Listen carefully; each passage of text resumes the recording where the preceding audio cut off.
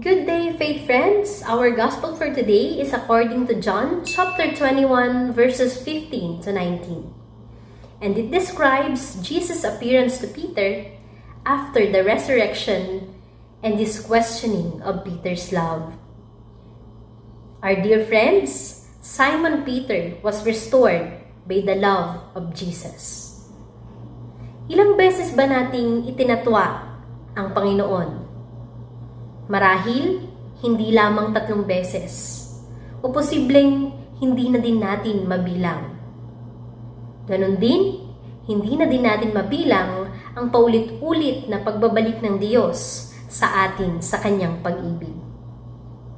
Pero isa lamang ang hinihiling ng ating Panginoon matapos niya tayong laging ibalik sa Kanyang pag-ibig. At ano iyon? Ito ay ang pagmamahal natin sa ating kapwa ng gaya ng pagmamahal natin sa ating sarili. Lagi po nating tatandaan, there is the face of Jesus of all His beloved. Sa lahat ng minamahal ni Jesus, naroon po ang kanyang mukha. Tandaan mo, you have restored by the love of Jesus. No matter of how many times you fail, but the Lord will always restore us. Ibabalik tayo ng Panginoon sa Kanyang pag-ibig.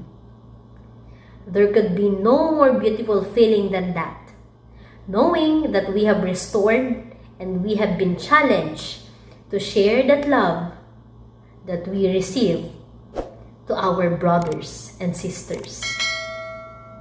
To know more about the Gospels, just visit the www.faithbook.ph.